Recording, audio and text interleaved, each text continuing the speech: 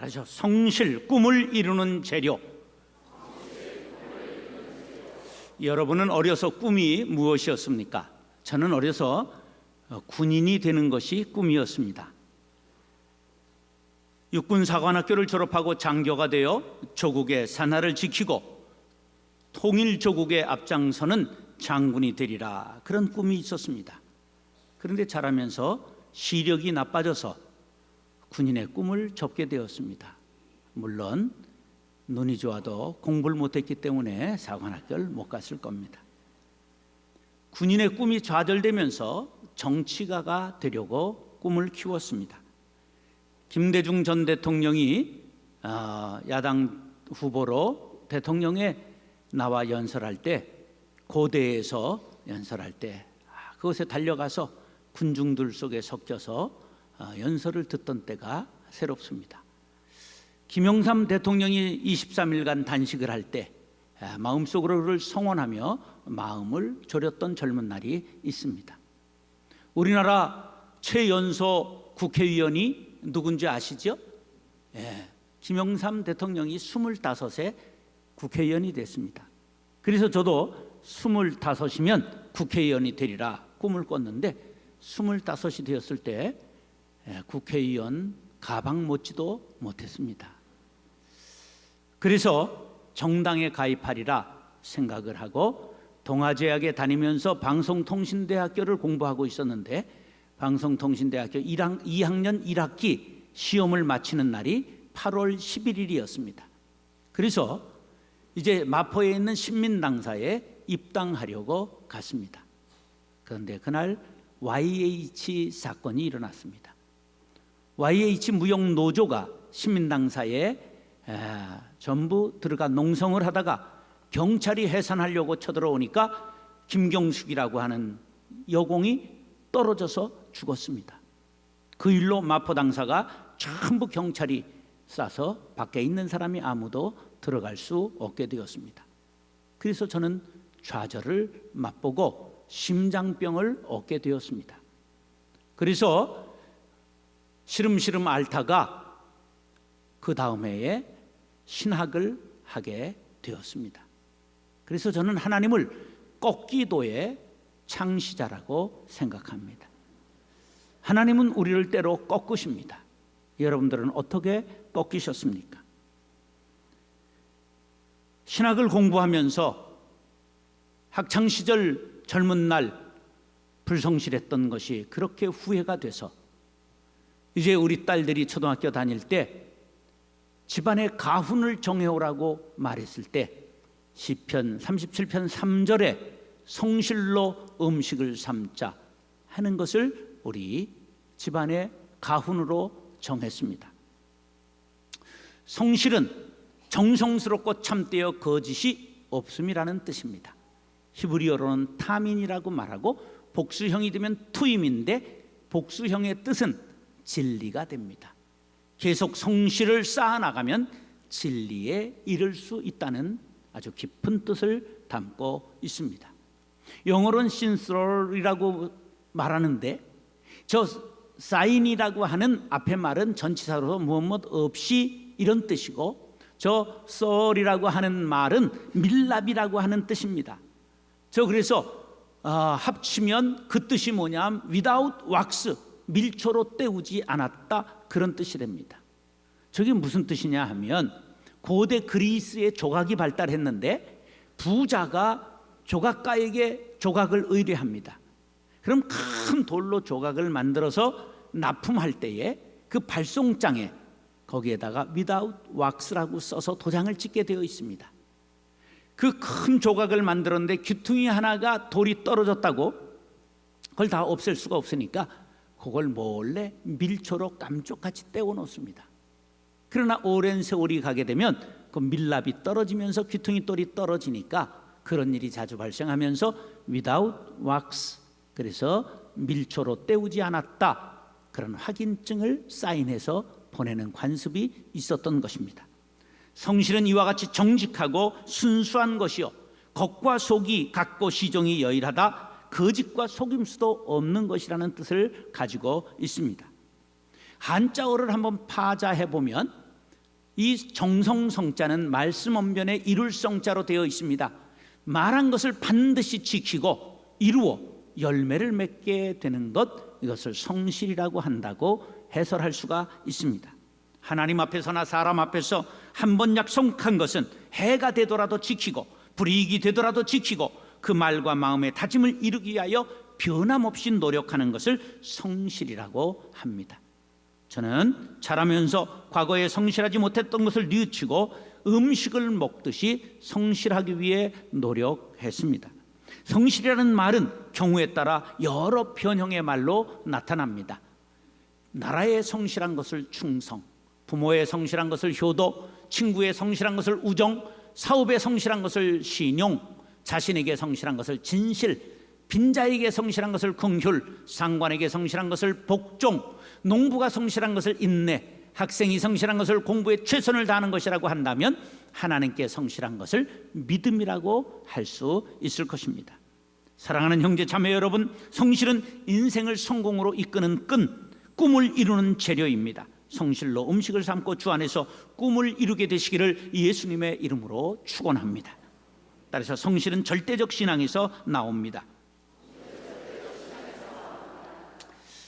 바다에서 여러 명이 해수욕을 하면서 비치볼 잡기 내기를 합니다.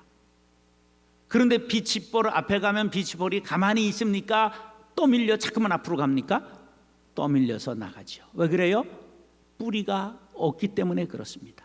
부평초와 같이 이리저리로 요동치는 것이 바로 비치볼이지요. 이렇게 흔들리고 변하고 뿌리 없는 신앙을 상대적 신앙이라고 말합니다. 세상은 상대적이고 가변적입니다. 그래서 사람들은 상대적이고 가변적인 세상 가치에 매몰되어 흔들리고 자빠지고 실족합니다.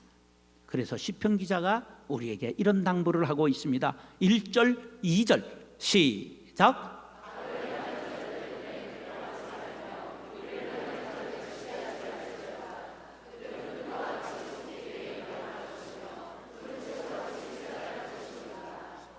에어컨 틀어도 괜찮을 것 같아요. 자, 악을 행하는 자, 불의를 행하는 자, 그들 때문에 불평하고 시기하지 말라는 거예요. 그럼 불평한다는 말이 뭐냐? 속에서 불이 타오르는 것을 말해요. 원어에서. 근데 악한 사람 이기려면 이 불이 저 사람보다 뜨거워야 돼요. 더 악해져야 이길 수 있죠. 그래서 사도 바울이 뭐라고 그랬습니까? 선으로 악을 이기라고 말한 것이죠. 그 다음에 시기한다는 말은 부러워한다는 뜻이 있어요. 악인을 부러워한다니요? 근데 부러워한다니까요. 아이들이 학교에서 공부 잘하는 애를 부러워해요? 아니면 짱을 부러워해요? 짱을 더 부러워하잖아요. 세상에서 여러분 세금을 꼬박꼬박 잘 내는 사람을 부러워해요? 아니면 세금을 잘 어떻게 기술적으로 떼먹는 사람을 부러워해요? 그래가지고 그러다가 장관, 국무총리 전부 개망신을 당하는 거예요. 집이들도 조심해야 돼요. 남편들을 장관 만들고 국무총리 만들려면 세금, 부동산하고 짜고 깎지 말고 꼬박꼬박 내세요. 좋은 말 할 때. 2절에 보세요. 풀이나 채소가 여러 만철 속성으로 자라지만 서리가 내리면 자취도 없이 사라지는 것처럼 악인의 형통함도 일시적이고 영구한 것이 아님을 명심하라고 교훈하고 있습니다. 우리는 신본주의 신앙관을 가져야 돼요. 절대적 신앙을 가져야 합니다. 그래야 불로소득, 일확천금, 로또를 꿈꾸지 않지요. 성실한 마음을 지니고 있으면 두려움이 없어요. 남을 부러워할 필요 없습니다. 우리는 천성을 바라보며 일로매진하게 되는 것이죠. 우리는 이 세상에서 인생이 끝나고 성공과 실패가 결정되는 것이 아님을 기억하시기 바랍니다. 절대신앙의 가치관을 사도 바울은 이렇게 피력했어요. 빌립보서 3장 19절 20절 시작.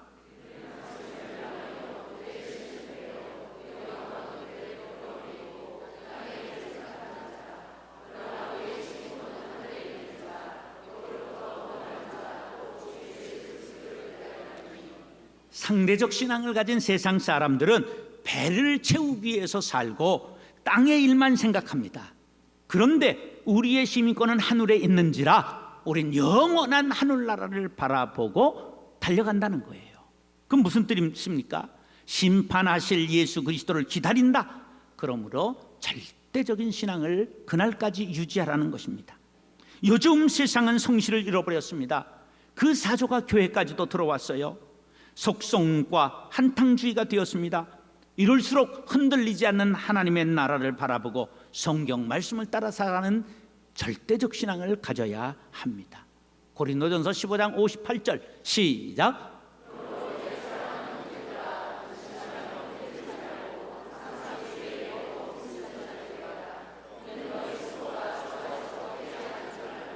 성경적 가치관을 흔드는 세상 파도가 막 밀려 들어오고 있어요. 지금 인권이라는 탈을 쓰고 동성애가 지금 우리를 밀고 들어오고 있습니다. 서울시장이 그걸 용인해서 기독교가 지금 계속 싸우고 있는데 말을 안 들어요. 여러분, 세상 조심하시기 바랍니다. 여러분들의 며느리가 남자가 들어온다면 말이 되겠어요? 여러분들의 사위가 여자가 들어오면 말이 되겠어요? 목사가 동성애가 죄라고 말하면 감옥에 가는 날이 곧 오게 되는 게 이 세상이에요. 이런 가치관에 우리가 휘둘리면 안 됩니다. 장수시대 우리가 영원히 살 수 있습니까? 세상에서 제일 장수한 할머니가 지난 주간에 돌아가셨어요. 116세. 조금 더 오래 살 뿐이지 인간은 유한하다는 것을 인정하고 가야 합니다. 영원하고 절대적인 분은 한 분 하나님밖에 없는 줄 믿으시기 바랍니다. 하나님께로 가서 영생을 얻는 길은 오직 예수밖에 없습니다. 이것을 믿을 때 흔들리지 않고 영원히 성실함을 유지할 수 있을 것입니다. 사랑하는 형제 자매 여러분, 절대적 신앙을 유지하십시오.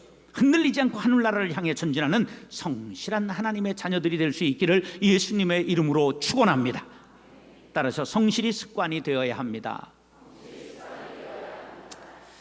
어떤 분야에도 경지에 이르기 위해서는 1만 시간을 투자하면 사람들이 달인이 된다 하는 1만 시간의 법칙을 여러분들도 들어서 아시죠? 3절 4절 시작.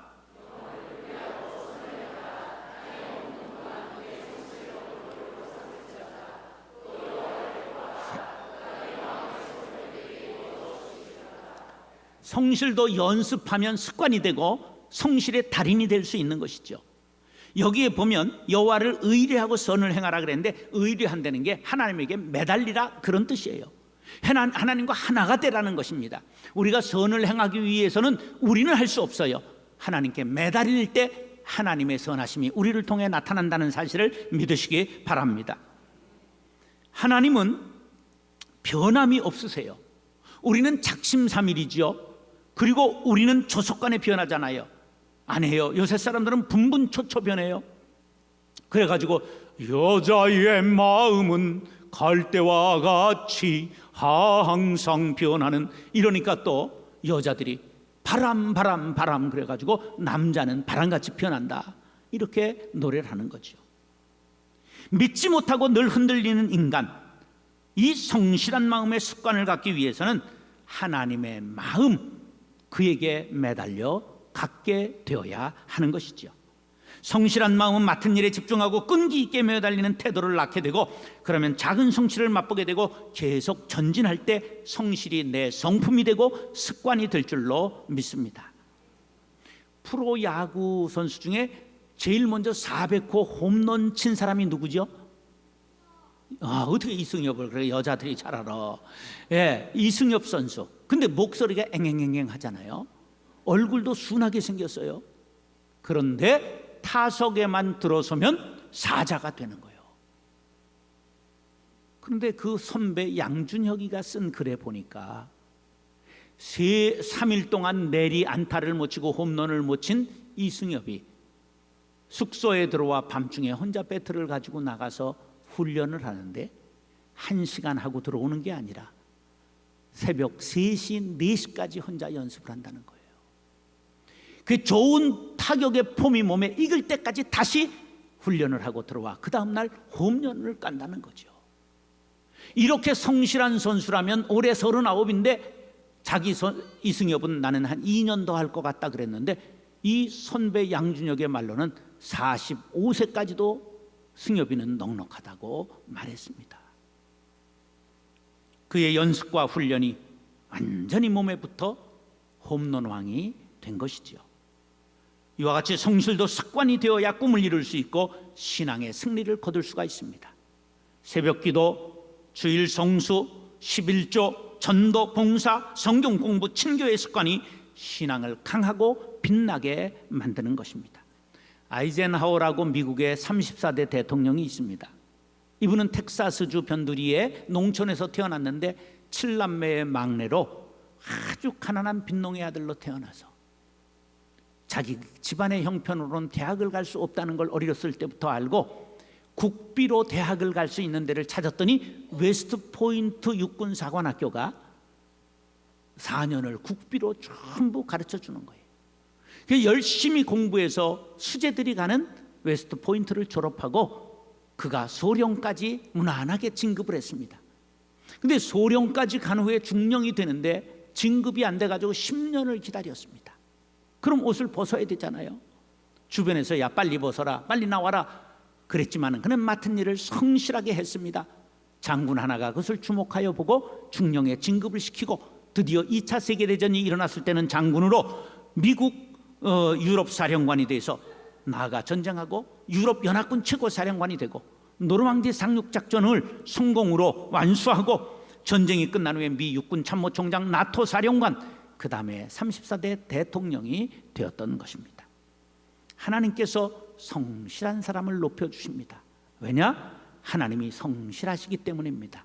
예레미야 애가 3장 23절에 보면 주의 성실하심이 크시도소이다. 하나님의 성실이 크다고 찬양하고 있습니다.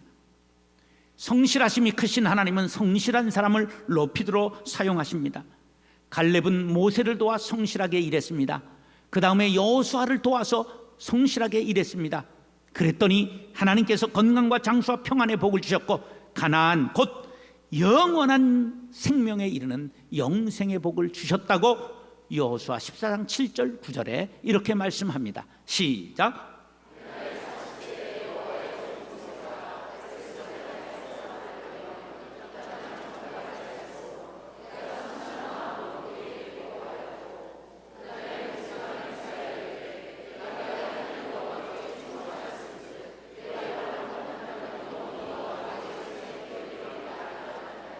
사랑하는 형제 자매 여러분, 성실이 몸에 붙도록 습관화하시기 바랍니다. 성실로 음식을 삶고 기도의 소원에 응답받아 하나님의 기쁨이 되시기를 예수님의 이름으로 축원합니다. 따라서 성실한 사람은 결과를 하나님께 맡깁니다. 진인사 대천명이라는 말이 있죠. 내가 할 바를 다 진이 빠지도록 한 후에 하늘의 명을 기다린다, 그런 뜻입니다. 성실한 사람은 최선을 다해 자신이 할 일을 다 한 후에 결과를 하나님께서 하시리라 믿고 맡길 줄 알지요. 그러나 불성실한 사람은 감나무 밑에 누워가지고 감 떨어지길 기다리다가 입으로 떨어지면 좋은데 눈탱이에 떨어져가지고 눈탱이가 밤탱이 되는 역사가 일어나는 거죠. 이런 상황을 마태복음 25장에서 달란트 비유로 예수님이 말씀해 주셨어요. 한 주인이 외국에 가면서 종들에게 5달란트, 2달란트, 1달란트를 주면서 이제 장사 잘해라. 그리고서는 외국에 나갔다가 돌아와서 결산을 하는데 5달란트 맡은 종은 5달란트를 남겨서 주인에게 돌려드리고 2달란트 맡은 종은 2달란트를 남겨서 주인에게 돌려드리니 착하고 충성된 종아, 네가 작은 일에 충성하였으니 내가 네게 큰 일을 맡기겠노라, 이렇게 칭찬하셨습니다. 그런데 1달란트 맡은 종은 주인이 구둑배기라 이거 손해봤다간 큰일 난다, 그리고 땅에다 묻어두었다가 그대로 1달란트를 돌려드리니 악하고 게으른 종아, 바깥 어두운 데로 내쫓으라, 거기서 슬피 울며 이를 갈게 되리라 책망하셨다고 말씀하고 있습니다. 이 종은 주인이 어떤 분인지 잘못 파악한 것입니다. 하나님은 많은 것을 남기는 것이 목적이 아니라 성실하게 일한 나를 보신다는 사실이지요. 하나님의 기준으로 볼 때 성공 같은 실패가 있고 실패 같은 성공이 있습니다. 하나님이 보시는 기준은 성실했는가, 사랑을 담았는가, 주님의 뜻을 따랐는가를 보는 것이지, 부자냐, 많이 남겼냐, 큰일 했냐, 이름을 날렸냐, 이런 것들과는 거리가 멉니다. 하나님의 마음을 알고 그 마음을 기쁘시게 하는 것이 영적인 지혜라고 5절 6절에 이렇게 말씀합니다. 시작.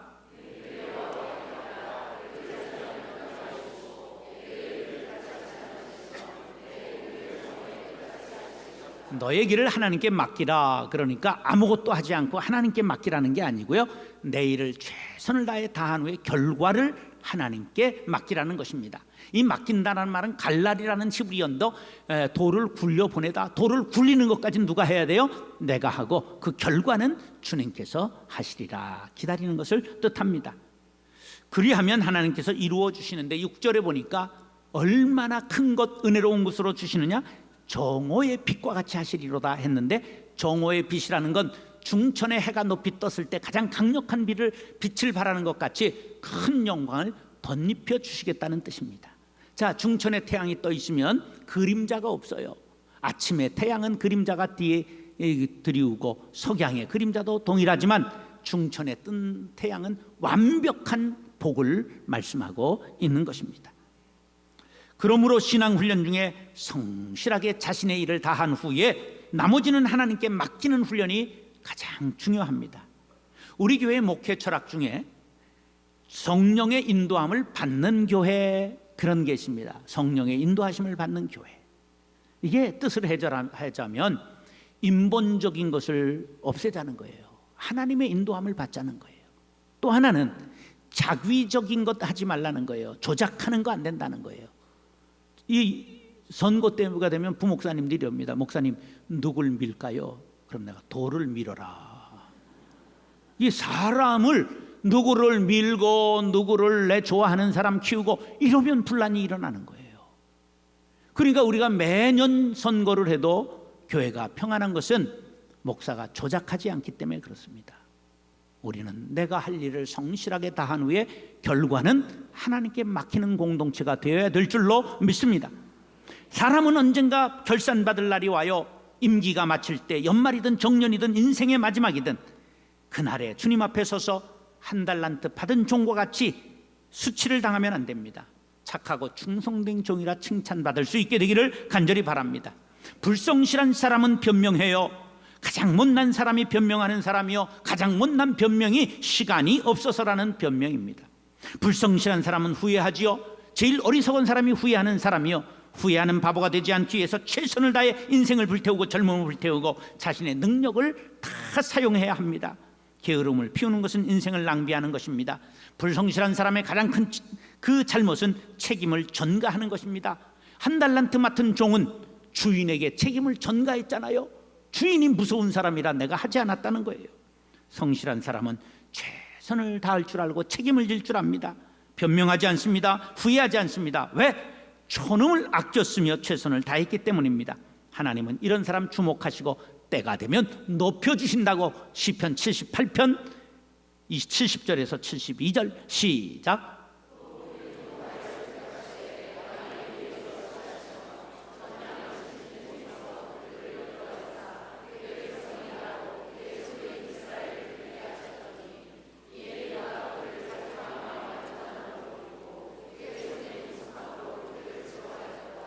여기 완전함이라는 말이 72절에 나왔는데 성실이라는 단어와 동일한 겁니다. 이게 다윗의 이야기인데요, 전국에 있는 목동 중에 하나님이 왕제를 찾느라고 주목하여 보시니까 다윗이 가장 성실했다는 거예요. 그래서 목동 중에 다윗을 뽑아서 이스라엘의 왕으로 세웠더니 과연 그러했다. 할렐루야. 사랑하는 형제 자매 여러분, 성실은 꿈을 이루는 재료요, 성공으로 이끄는 끈입니다. 성실로 음식을 삼으십시오. 절대신앙을 가지십시오. 최선을 다한 후의 결과는 하나님께 맡기십시오. 다윗의 성실을 눈여겨보시고 왕으로 세우신 하나님이 여러분들의 꿈을 이루어 주시기를 예수님의 이름으로 축원합니다.